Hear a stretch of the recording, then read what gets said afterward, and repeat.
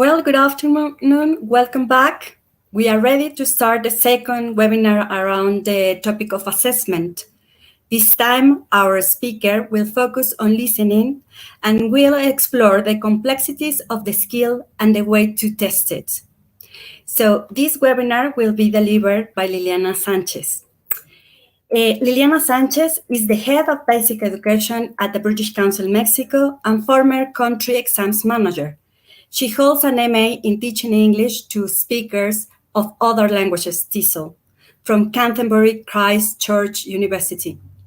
Liliana has held teaching, training, management, and leadership positions at different English language and mainstream education schools in Mexico. She was the Cambridge Assessment English Regional Team Leader for Mexico and the Caribbean for 7 years and a speaking examiner for over 17 years.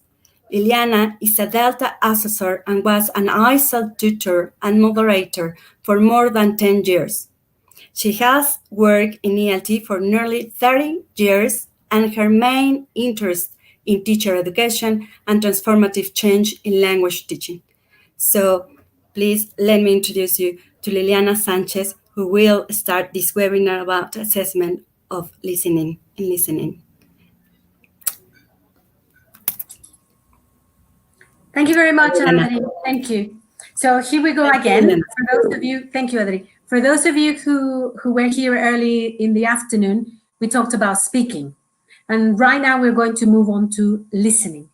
If you weren't here, I'm going to give you a little bit of an introduction. If you were here, apologies for being repetitive. But I just want to emphasize the importance of these two skills. Listening and speaking go hand in hand as skills that are acquired. I didn't clarify this in the first slot because I wanted to wait until I, started with listening. Acquiring a language skill means that you can actually use it.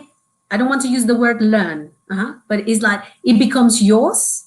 You are competent. Well, no, you can do things with the language in terms of speaking and listening, but not necessarily because of instruction. That is very important to understand. Acquiring the language doesn't come from instruction necessarily. So what does this mean? That like in our first language, as long as we are exposed to the language, we can acquire it. And so listening and speaking skills can be acquired. That's why there are a lot of offers around there in the country where famous slogans of you learn it or you learn it, and you learn it because you learn it and very quickly, because as long as you are exposed to it, you will be able to understand some things and say some others, definitely, as long as you are exposed to the language. Now, depending on what model you are exposed to, that will be the quality of your use of the language. So what I'm saying is that anybody, regardless of you, meaning teachers, can actually acquire speaking in English as long as there's a model to follow. And I'm going to give you an example which is very Hollywood type. There's a film called, and I forgot the name of the film, and I had it just 2 minutes ago. Nelly. There's a film called Nelly with Jodie Foster. Very old film about this lady who people thought that she was mentally retarded because she was speaking very funnily. That's why she was speaking English. And so there were psychologists and linguists trying to understand what happened to this woman when they found her, because they found her in the woods. Well, the story goes, and I don't want to ruin it for you, but the story goes that in the film, that the woman had actually just grew up with her mother and the sister. The sister, I think, had died in the film. But she had grew up with the mother, and the mother had paralysis, facial paralysis. So when the mother was speaking in English to the kid, this is the story in the film, the mother would speak to the kid because she couldn't move half her face. And so that was the model that the kid learned. So the kid could actually speak English. It's just that she spoke the English that she learned because that was the model that she got. So, and so she said, that was no other way to say, because that was the model. So she learned to hear, to listen, and she learned to speak. Now, that story is based on a real story from a book that is very difficult to get. And people who know me, I always mention it, which is something that did happen to a lady that I found out has passed away, someone who was never exposed to the language because of cruelty. And it's a horrible story.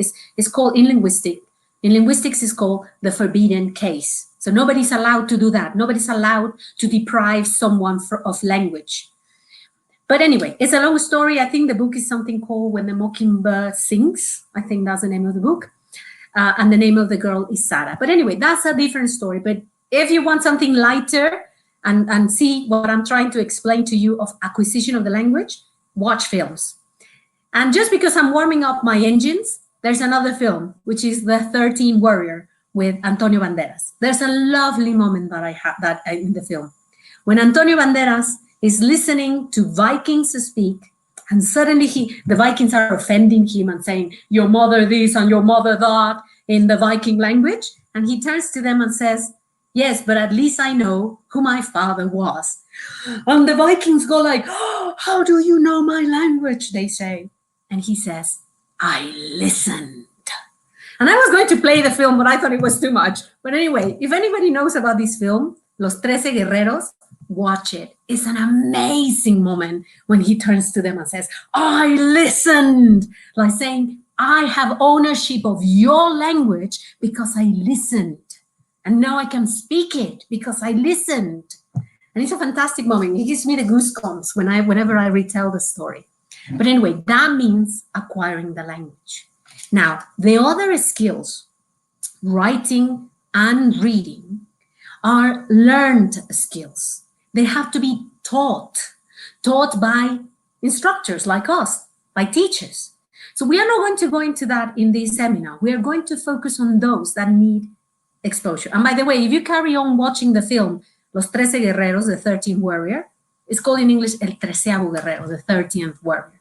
But in Spanish, they call it Los 13 Guerreros.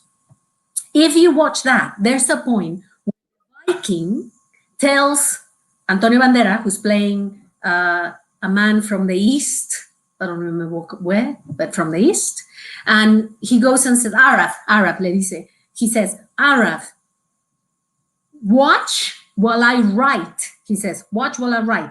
And the Viking writes the Arabic language on the sand, and Antonio Banderas, in his role, corrects the language.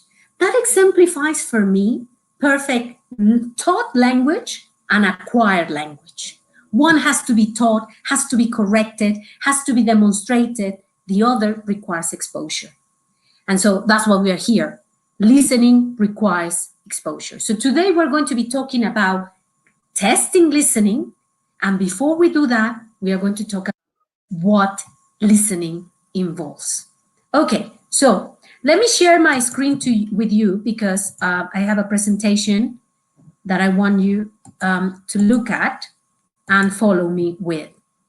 Okay, here it is. Let me, just the technology bit, and here we are. Okay, so assessing listening.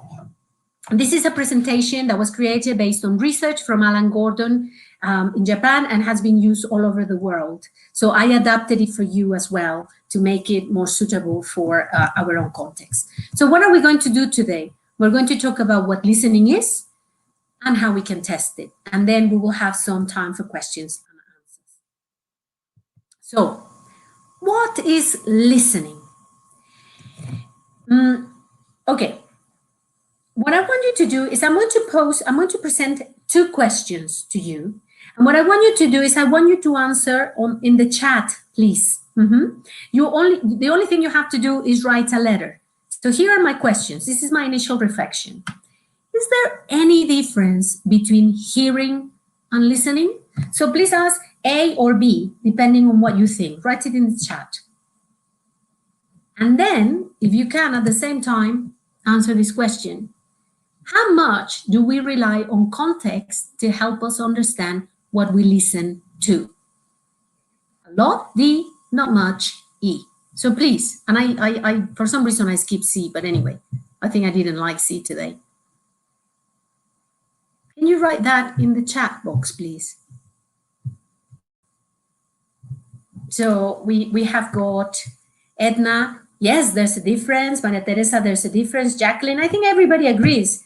Everybody I see agrees. There is a difference between hearing and listening.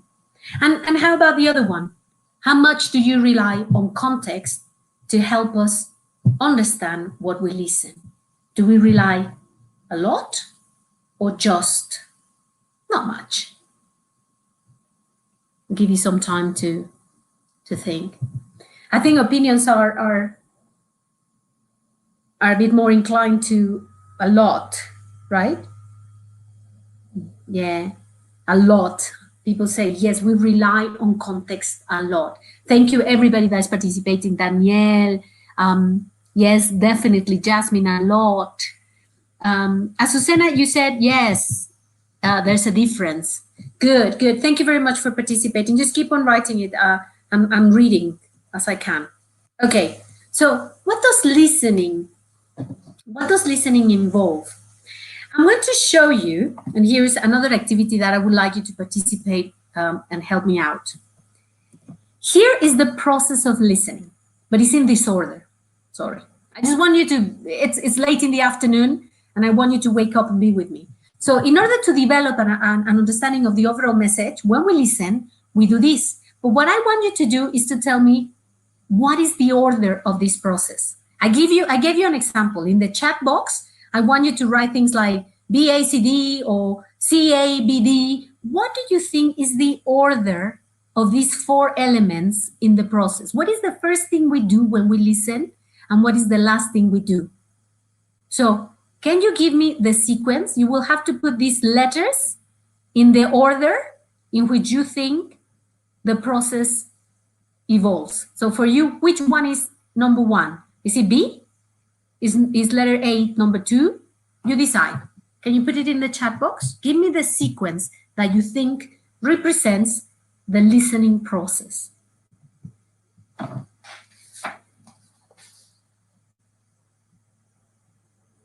Okay, some attempts.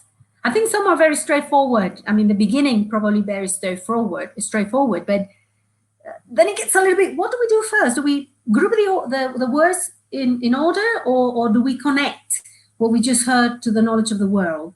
So that, yeah, there are different proposals. I have got Nestor, you said D, C, A, B. That's you, Nestor. We also have got Cesar attempting, he says B, C, D, A. Oh, yes, keep on trying, keep on trying. Don't worry, I'm going to give you the answer, but not just yet, okay? So there are 4 major things we do when we listen. And I'm going to put it to the test. I'm going to let you listen to something, and then I'm going to give you the answer, okay? So I'm going to move away from this slide. I want you to listen to this, please, and then we will go back to the answer. Okay, here we go. I hope you can hear well.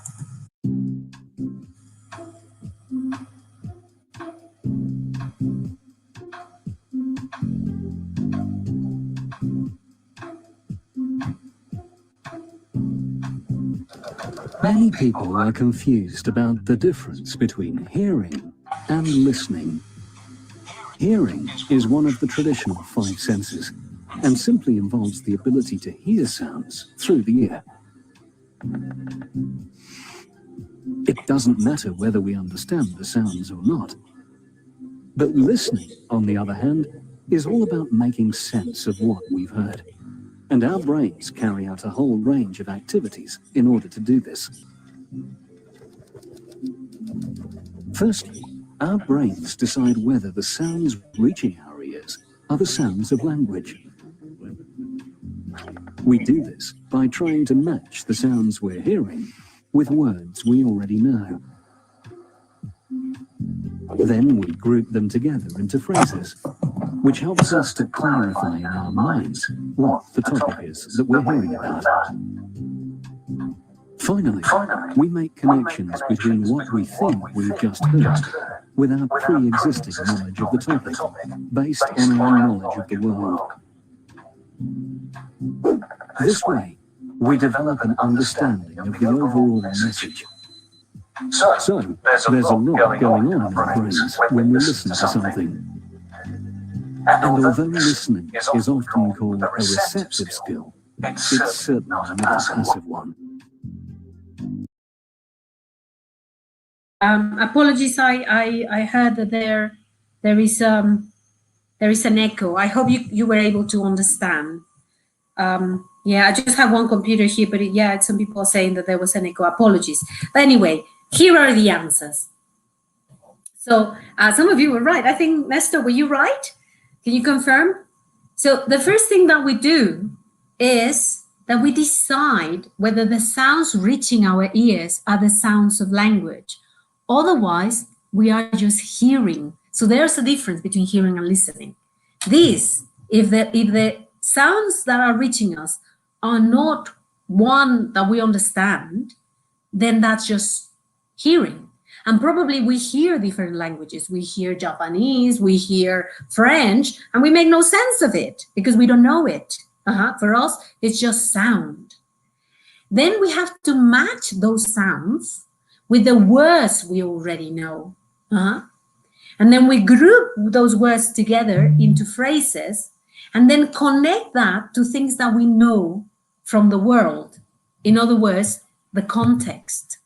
That's why the answer of how much we rely on context, well, a lot, because once we have the language, we need to match that language with the context to make sense of it. So to go back to those questions, what is the difference really? Well, we can hear a lot of things. We can even hear the foreign language that we use.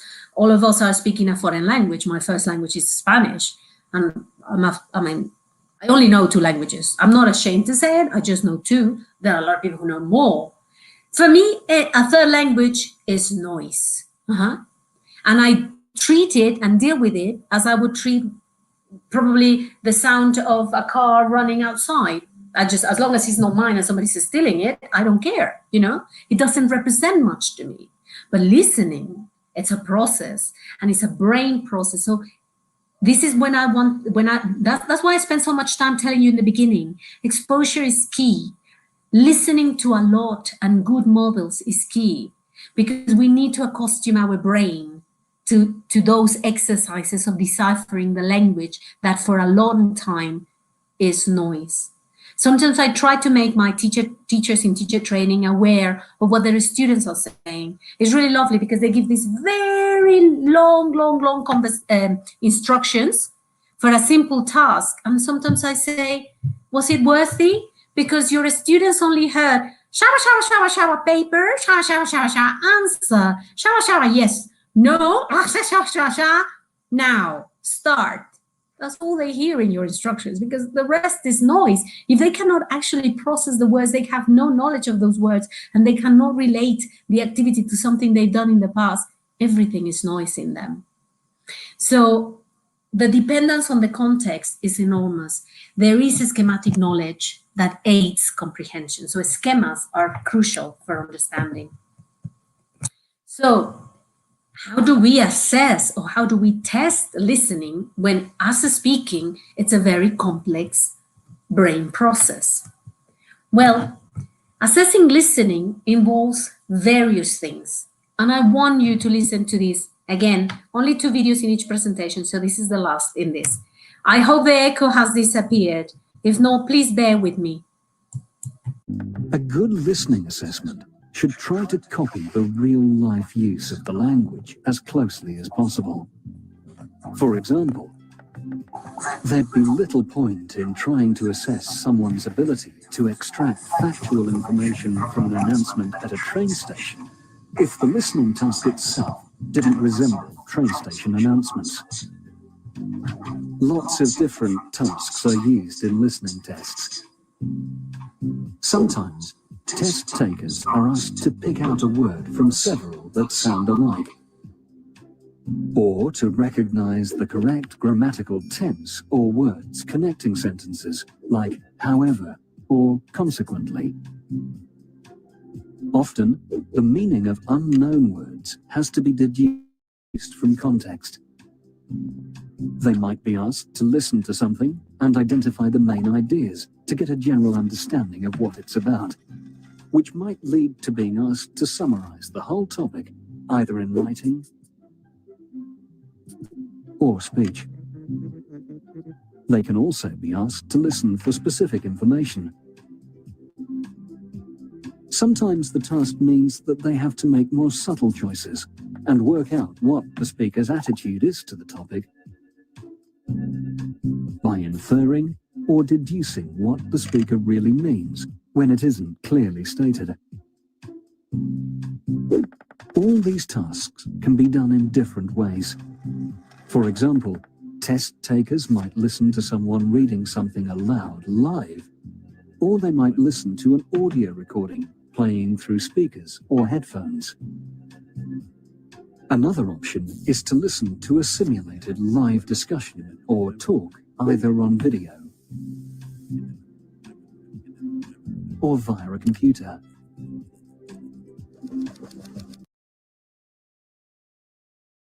How to assess listening. But before that, before we embark on looking at some examples, let's remember this. There are 3 levels of comprehension, and those are the ones that are commonly assessed. There's much more in comprehension on this, but there are at least these are the ones that you should focus on if you want to assess the skill. One is that the students try to identify the main idea or to get a general understanding. I mean, one task is summarizing, but that is not within the ability of children. Probably secondary kids or adults might be able to summarize an idea. But in terms of children, it will have to be something very simply expressed. In other cases, what you want is for the student to demonstrate that they can listen for specific information, words, in terms of basic levels of learning. You just want them to understand words or understand points, instructions, but only the key part of the instruction. I'm going to show you examples in a minute. But what you want is for them to infer or deduce what the speaker means. Of course, this is a little bit higher in comprehension, but it's still something that can be done if the learner has got all the elements of the comprehension process, which involve schematic knowledge and involve systemic knowledge. Systemic means language. So yes, we need them to understand grammar.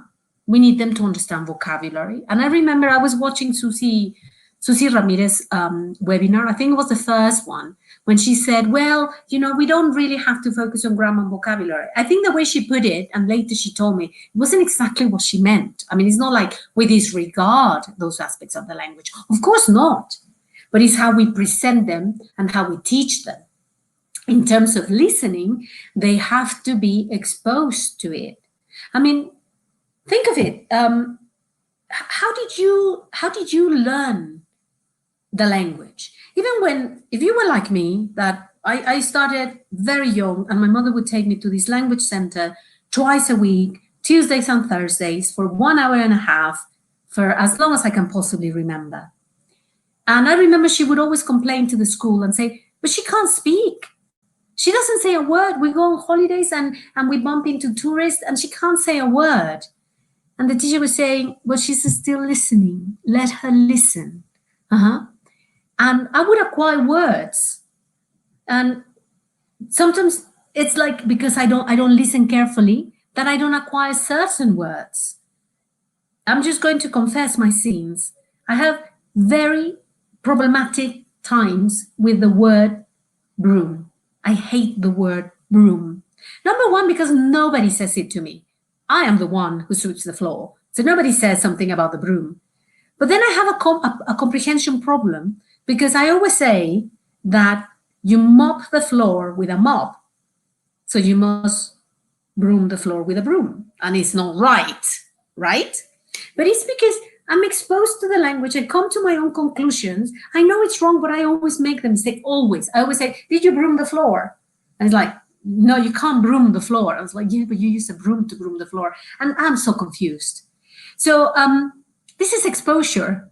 I very little times I've heard broom in a film, probably if it's about witches, a fly in a broom, on a broom, sorry. But beyond that, it's a very difficult word. So exposure is key, where you listen to these words. So we cannot expect our students to say words that we hardly use. That's why there's always the risk that our students learn classroom language. They know the words that we say. In fact, many of us are called teachers instead of being called Miss Sanchez, Miss Liliana, Miss Ruben, sorry, Mr. Ruben, Mr. Carlos, because the word teacher is so common. So students acquire it through listening. But if you test their ability, there won't be a word teacher in many, like in a conversation, because we don't call teachers teachers. We call them Miss or Mr. So what is it that our students are using? They are using language that they hear over and over in the classroom. So they are very good at understanding our instructions, at understanding the instructions in the listening tapes or CDs. But when they have to listen to real life conversations and language, they have a lot of problems. So be careful with that. Anyway, when we test language, we also use formats. They can be live or recorded. It can be a monologue or a dialogue. It can be an audio or accompanied by video. And here there was something on the video that I showed you, the clip that I showed you, that was interesting.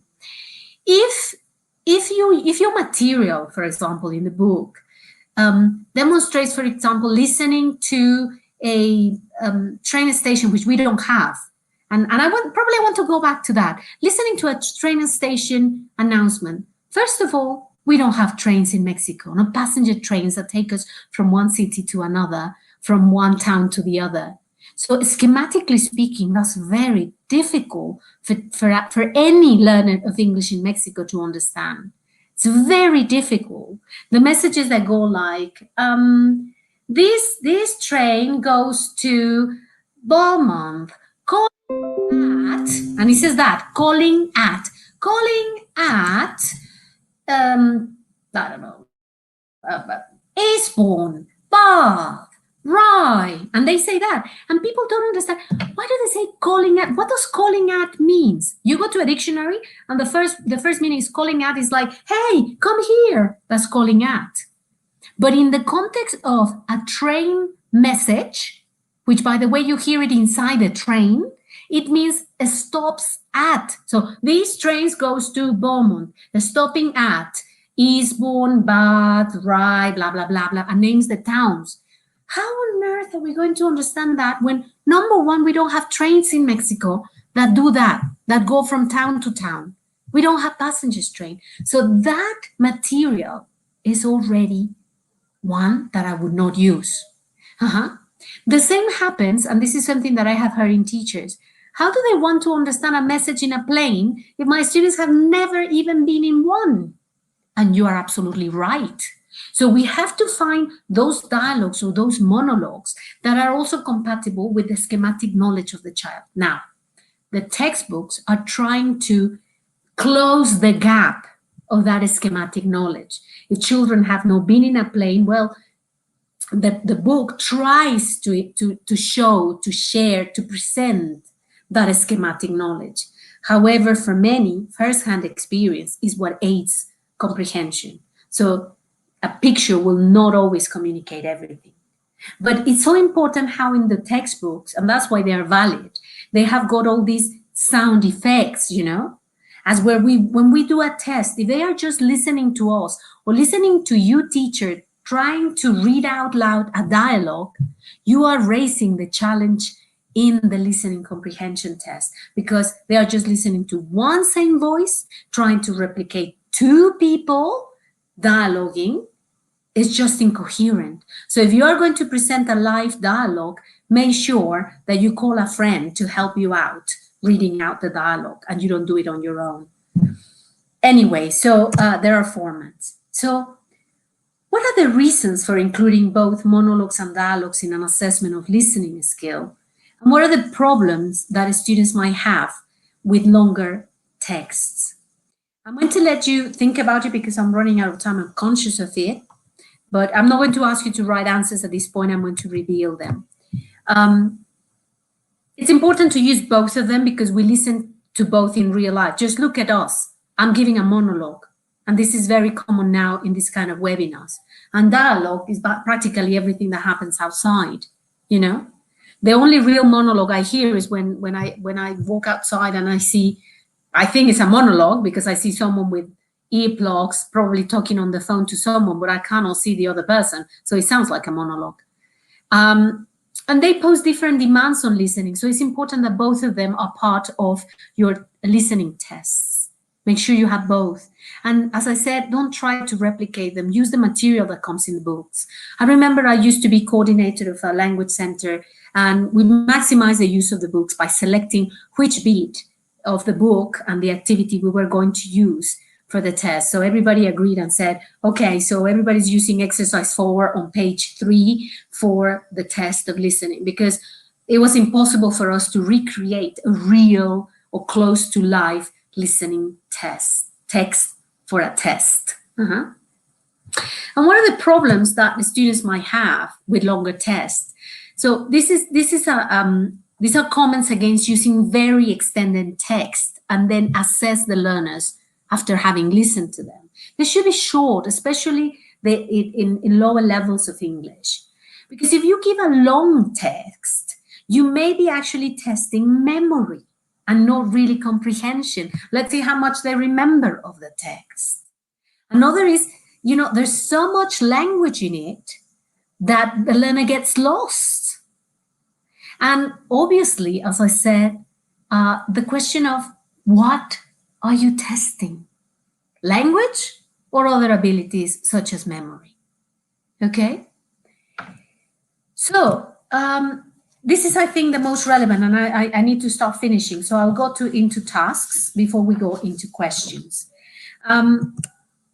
This, again, taken from Cambridge Assessment English because they are really good with teaching children, testing children. The website, the reference is there, and it's basically sample handbook of their tests, starters, movers, and flyers. So here, the child has to listen and draw. That's all the response he has to give. So they say something like, Pat is playing with the cats, and all the children have to do is, oh yes, thank you very much. I was thinking of an hour and we started 10 minutes late. I'm sorry, I'll slow down. Thank you then for reminding me. I was watching my time over an hour. Thank you. So let's analyze this task. So the child has to listen and draw. So the listening, and it can be you, if you want to read the script, this is basically a monologue. And the sentences are something like, Pat is playing with cats in the park. And all that the child has to do is grab a pencil and draw a line to the name. And so there's another sentence that says, Lucy really likes reading and takes her books to the park. And of course, let's draw a line between the name to connect the name of Lucy with the girl reading the book, sitting on a bench. And that's what the test is about. It's simple sentences that describe actions, and the child has to identify what the action is, and then the name of the person doing it, and then they connect. That's the only answer expected. What am I trying to explain to you with these tasks? That writing answers in listening is not all you need to do. A simple drawing lines is an expected answer that demonstrates that the child has developed the skill. Another example is coloring, and that's why I like Cambridge exams a lot and give it to my colleagues at Cambridge, because this is, and you may ask, is this a social function? Well, or a social practice? Social practice are usually expressed in productive skills. So this is writing and speaking. So this is the listening skill, and this is comprehension. So yes, doesn't resemble entirely social practice, but it's part of what it will allow the children to express a social practice eventually. So listen and color. Another example. Here, there's also there's a conversation, actually, if I'm not mistaken. There's a conversation behind this listening activity where two people are talking about something that is happening. So usually it's someone like an adult and a child talking. And the adult says something like, oh, Peter, look at this picture. Oh, it's a picture of a boy and his mother. And they are in the lake. And they can see a kite, a blue kite. And the boy says something like, oh, a blue kite? Can I color the kite blue? And the man says something like, yes, yes, color the kite blue. And there's time, and the test stop, pause it. Well, it doesn't pause, the recording doesn't pause, but there's a gap so that the child can actually grab his color and start coloring the kite. So there's identification first of the word. So can the child relate the word kite to the image of the kite and relate it to the knowledge of the world, their schematic knowledge? So yes, they have played papalote in their lives, probably. And now they know in English, they have seen the word kite, so they can remember it more closely. And now they have heard it in this conversation and they recognize the color blue. And so they are going to color the kite blue. And that's the answer is there. If the child has been able to color this in blue, the child has understood the listening. And it can go on, it can go like, and yes, there are trees, pine trees. Can you color the trees green? And so the child has to understand that these are not trees, that these are the trees. Or something about the mountain, or something about the sun and the colors. And that's how, for example, this is more complex, and they can say, oh yes, and his mother, Susie, is wearing blue and red jeans or trousers or pants, depending on the version of English that you're teaching, And so the child takes the colors and color it. And that's the answer. So you can see here how Cambridge has analyzed that answers provided in listening do not all have to be expressed in the written form. They can be expressed in another form. And we're going to talk in a minute about why the issue of expressing the answers in written could pose a problem. Here, there is a listening where answers have to be expressed in words. I hope I'm not going too fast because this presentation doesn't have as much interaction as the other one, but I'm hoping that you're following me. If anybody wants me to stop or say something, you can put it in the chat and I will make sure to pause for you. So listen and write. This is another example of a listening comprehension activity. What happens here? It can be a monologue, it can be a conversation. And then the important thing is that here, the child has to write some information. The information is very short. It can be a word or two words, a phrase or a word, not more.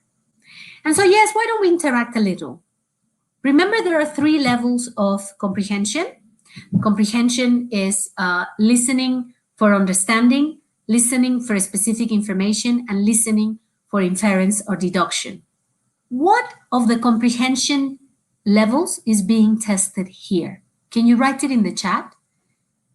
For understanding, for specific information, or for inference and deduction? Just by looking at the task. Look at the first answer. Meeting at 6:30 p.m. on Tuesday. What comprehension level is being tested here? Understanding, the specific information, or inference and deduction? Can you write it in the chat? Some people are writing. So this is listening for specific information. And so what happens here is that the conversation or the monologue talks about the Space Club. So welcome to the Space Club. We always meet at 6:30 every Tuesday. You can learn about the space, and you can look at the sky using our telescope. all you need to bring is warm clothes. If it's cloudy, you will be able to see, if it is cloudy, you can watch a film instead. And please contact Mr. Brown for more information. And so all that the children are doing, yes, as Adriana said it, as Victor Hugo said it, as Ramiro said it, we're looking for a specific information, and the child just has to write 1 or 2 words. Now, I refer to children because we're talking about basic education mostly, but this is the same for grown-ups, for adults and teens. You may just want a 1 word or a phrase response to confirm comprehension. Now, I'll go back to this one. What level of comprehension this and this was testing? Was this a specific information or understanding? A specific information or understanding? What do you think? The coloring and the drawing. Yeah, now I'm going to start rushing. Yes, thank you for your answers. This is understanding. If they understand the actions, the colors, the words, they will be able to answer. Some people will say this is specific information because they also have to match the color.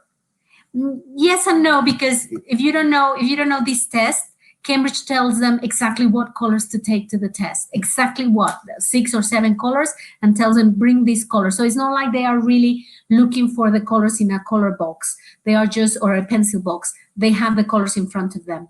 So it's very similar to the other one. Okay, so one more. Listen and match and select. This is a little bit more difficult, and I'm going to give you the answer. This is testing comprehension at inferring or deducing, because the texts are more complex. This is, you have to match what Uncle Robert lost and where he left it, because he says, where did Uncle Rob, get each of the things. So Uncle Rob has a conversation with a child, and he says, oh yes, and when I was traveling to Europe and visited many castles, I got my drums, you know? There's a bit of inference as well, because you cannot get, probably in a shop, there are more. I just caught the exercise because there were like 12 pictures or 8 pictures and more items. But basically it's like, obviously you are not going to buy chocolate in a castle. It's not common. I mean, it's not obvious, truly, but it's not common, you know? And probably the picture of the mountains, the inference is that he bought it by the castle, because the picture of the castle has got mountains at the back. So that's why there's inference. So they have to match the items to where he got them from. So to start closing here, there are responses and formats and scoring when you do listening comprehension tests. Make sure that your tests have got the most common. For example, choosing the best response from a multiple choice, which is very similar to the first one of listening and drawing. It's a multiple choice. You have got 8 names of children, and you have to choose the activity that is being described to you in the listening. Write a single word, short answer, draw on color, which is also simple, or write longer responses. Now, the thing is that if you have longer responses, you have to be very careful. And this is a question that I cannot have a concrete answer for. Are you going to deduct marks for grammar, spelling, and punctuation mistakes? This is a discussion point of theorists and linguists and practitioners like us. Should we or should we not? If the learner understands a word, for example, in just going back to this one, if the learner understood that here the children should bring warm clothes, and he wrote warm instead of writing W-A-R-M, he wrote W-A-R-N, and wrote clothes correctly, are you going to deduct a mark because he didn't write warm correctly? There is a serious issue here, and many people say no, because he understood. If he doesn't know how to spell it, spelling is a sub-skill of writing, not of listening. Punctuation is not a sub-skill of listening. It's a sub-skill of writing. And grammar is a skill in itself. I mean, it's competence, it's a grammatical competence that we develop. So some people say, no, why should we? You know? So where do you draw the line? And I want to conclude with this. We only want to penalize punctuation errors if they affect meaning. The same as the spelling. If they really affect meaning, then I would penalize it. But if not, then I leave it to your consideration. I'm afraid I don't have a concrete answer for you, but just a consideration. Okay? And I want to close then. I want to close by thinking that we might limit the number of correct answers to open-ended questions. So whenever you ask an open-ended question like, did you enjoy or did Peter enjoy no, but because that's yes, no, sorry. How much do you think the character in the story enjoyed the party? Oh my word, you can have like thousands and thousands. You will have an answer per child that you have in your classroom. So be very, very careful when you do an open-ended question of how, why, where. Definitely those questions test critical thinking, but critical thinking should not be tested in listening. That's a different story. Here, you just want to know if comprehension at the 3 levels, understanding, specific information, and inference are demonstrated. And I recommend that you use close-ended questions like multiple choice, yes, no, matching, drawing, coloring. So thank you very much. I'll stop sharing.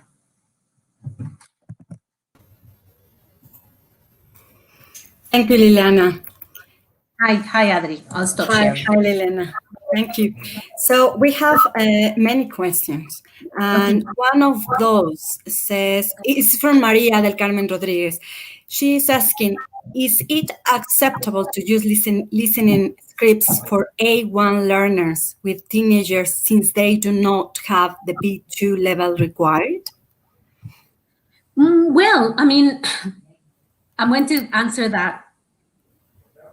There's a golden rule. For a difficult text, an easy task. Use the B1, just adapt the task. That's it. I wouldn't recommend using a low. There's a theory that is called the L+1 theory, crushing, for those of you who have studied crushing. If you lower the input to match that of the learner, you are restricting the exposure.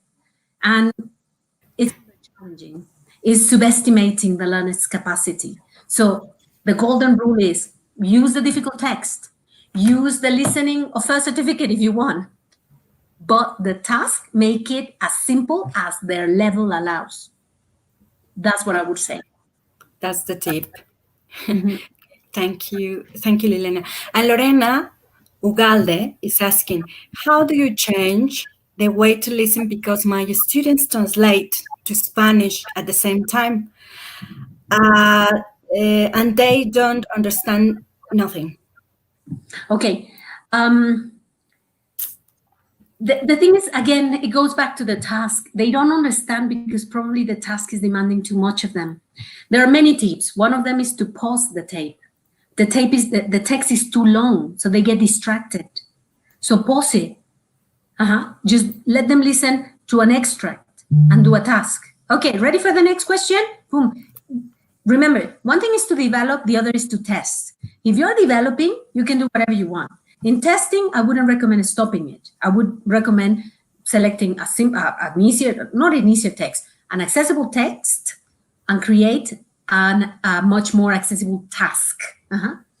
But in the classroom, pause the text, pause the listening, And another thing is use video. Video stimulates a lot because you have got all the non-paralinguistics and you also have the visual stimulus, So that's my recommendation. When they get distracted, the text is too long and the task is too demanding. So review your task.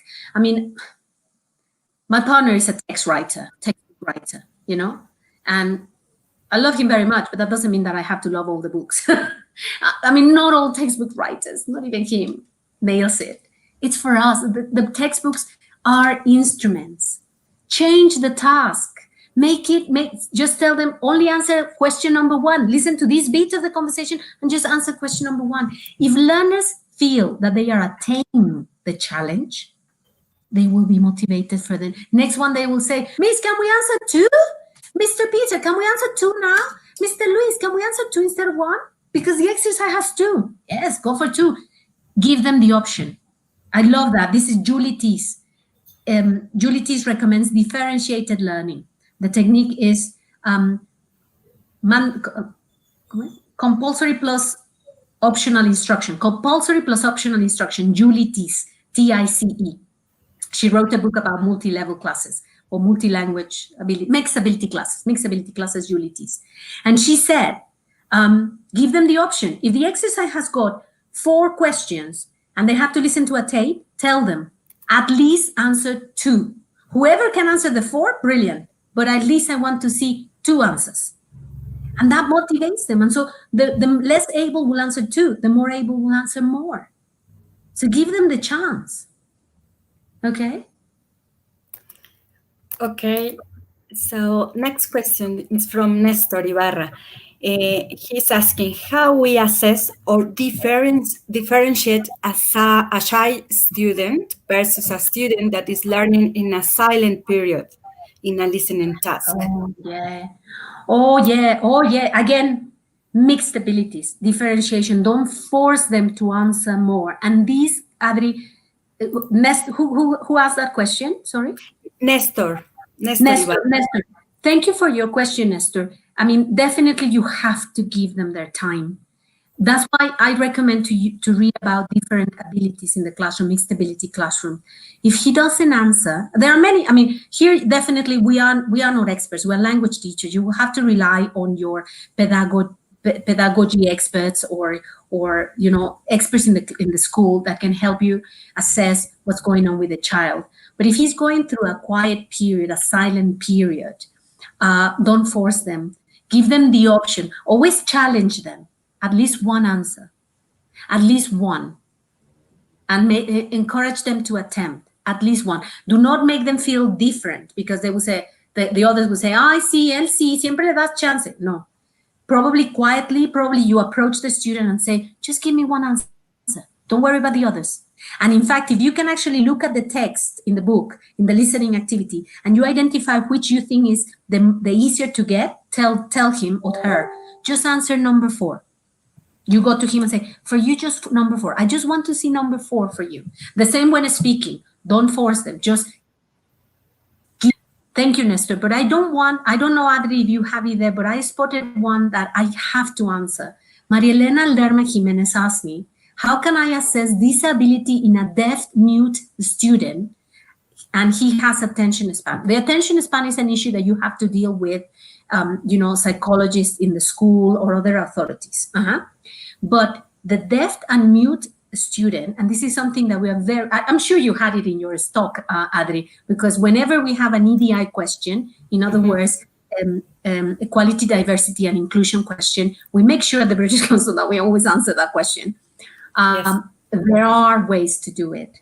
Mariana, I bet you that if you write directly to the publishing house that you are using the book of, and you say, please, I have a deaf and mute student. Can you facilitate script in Braille, in the listening tape in a different frequency? Mariana, if it is completely deaf, there's very little you can do of listening. I mean, there we have to be honest and we have to be realistic. You cannot evaluate a skill that they don't have, right? That they cannot develop because they are impaired. But if he is not fully deaf, then the publishing house can give you access to the same tape recorded in a different frequency. Deaf or partially deaf people can hear tapes recorded in a different frequency. And publishing houses, and I can tell you because I live with a textbook writer, they have those options. They have options in Braille, and they have good ones. Well, I'm talking about the big ones. They always have that. And more publishers are being more responsible. And because they cannot provide it for the thousands, if you write to them, just look at your publishing house and say, I'm going to look them through Google, and if not, find them in Facebook, and if not, write to us and we will direct you to someone in that publishing house so that you can get a CD with the recording in the frequency that your learner can use. And if it comes to mute students, well, we also have at the British Council ways to direct you to people who can teach you at least basic sign language. I know you don't have to, but if it is of your interest because you asked the question, why don't you approach us? Our email addresses for everybody, they are basically our names, liliana.sanchez, and the end is at britishcouncil.org. That's the email of everybody at British Council Mexico. Well, as long as you know our name and our last name, you have our email address. Contact us, Mariana, because this is a question that sits in the heart of the British Council, and we want to find solutions or something for you, at least help you with some of share to you what we do in our own classrooms. Sorry, I had to answer that. It was somewhat appealing to us. No, Judges, that's perfect, because we have many questions about the same issue, and they are asking about assessment and teaching, and all related with the EDI. So yes. now, sorry, Adri, because somebody said Braille or sign language. I mean, I use Braille because the books can come in Braille. I mean, the publishers will not provide the sign language. That's what I meant. I mean, the publishers will only provide you options in Braille and recordings in different frequencies. It will have to be up to you to learn the sign language. But anyway, I just want to clarify. Okay, and Nadia Lara is asking how we can assess listening in first primary students. Can you give us advices, please? Yeah, sure. With you, just you and instructions. As simple as that.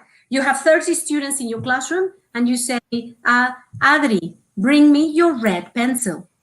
And if Adri brings me her red pencil, Alma says, I can give her a tick because she's understanding. So it's very basic. So if your tape recordings are very challenging for you because you think they cannot, responses TPR, total physical response, it's a way to test listening. With a song, you give them a song and they have to follow the song. And massively, you can see if they are doing it or not. And that helps you understand, test listening, but also see if they are understanding. So it can be listening like that in the classroom. You can give the instructions. The songs, nose, ears, I can't remember the song, but it's like you touch your head. I remember there was one where somebody showed it to me in an ISIL course. They had the picture of a farm and the teacher was playing the song of Old MacDonald had a farm, but the names of the animals that were there didn't include all the ones in the picture. So what the children had to do was circle the name, the animal that was in the song. So in the picture there was a rooster, and the rooster was not in the song of Old MacDonald. So the rooster could not be circled, and that's how you do it with children. Okay. So Luis Gabriel Mendoza is asking, sometimes my students have problems on listening to recordings because their accent is different. Is there anything you can do about it? Yes, you read the text. You do it. And it's when you read the text. Yes, I know. As I said, if you had been in my classes when I learned English with my Middle East and Indian teachers, you wouldn't like the way I really speak. You wouldn't like it. So I wouldn't be a sample for for students. But again, as I said, just change es una payasada que yo use un acento, por favor. Yo lo hago por una preferencia, porque vivo con un británico, porque así soy, ¿saben? Porque así aprendí. Después de aprender inglés con indios de la India, aprendí inglés con británicos. Pero el acento es irrelevante, pero si te causa ruido, entonces usa tu acento, usa tu non-accent o the version of English that is more approachable to your learners, the one that is close to them because they listen to you all the time. What I would do is I would also record, for example, the text with the other teacher. If there's another teacher you know of English in your school or a friend that speaks English, then give them the script. That's why you have the script in the teacher's book, and record it on your phone if you can. And that's the one that you play. You don't have recorders in you read it. Well done. Somebody said it. Patricia Hernandez. I don't have recorders in the school. I read it. Well done, Patty. That's what we do. We're teachers. We're highly creative. We are teachers. I am proud to be. First and foremost, I'm not a manager. I'm not a Delta assessor. I'm not nothing. First and foremost, I am a teacher. So it's so, I mean, you've made my day. You guys made my day. Just being with you is so fascinating. I mean, my mother said, this is the happiest day of your life. And I said, yes. I hadn't been with so many teachers in such a long time that I'm delighted to see. So be proud of you. Be creative. Be resourceful. You don't have textbooks. Who needs textbooks? You have got so much here. So I'm sorry. I'm just so happy to see you guys. Thank you, Liliana. That passion is fantastic. Well, we have finished. The time is over. We have a lot of questions, but yes, later maybe we can contact them and answer. Anyway, in the web page of British Council, you will find a lot of materials. Listening materials for teachers, for learners, and they all are for free. So, and you can write or send a message to Liliana, liliana.sanchez@britishcouncil.org. Mm-hmm. That's it. I think Juan Carlos is coming with us. Hey, how are you? Hi. Thank you very much, both of you. Liliana, your presentation was amazing. Everyone loved it. Well, thank you for the invitation. I really like talking to teachers. They are my colleagues. They are my colleagues. They are my peers. So thank you for the invitation, and thank you to Licenciado Sark, to PRONI, to SEP for allowing us to share all this. Really, it's been fantastic. This is the last of our live webinars, but it's been such a joy for my team. I mean, Adri, Denise, you cannot see people that are backstage, but Denise Cordova, Michelle Lezama, and Adrián Sanchez for the British Council have been amazing helping us put this together. So thank you very much for the invitation, Juan Carlos, and thank you to your team as well. No, thank you all of you for this opportunity. And, bueno, muchísimas gracias a toda nuestra audiencia por haber estado con nosotros. Como dijo Liliana, esta fue la última participación de ellos, pero vamos a tener muchas otras más. Entonces, pues nos vemos para la siguiente. Agradezco su atención y nos vemos mañana. Hasta luego.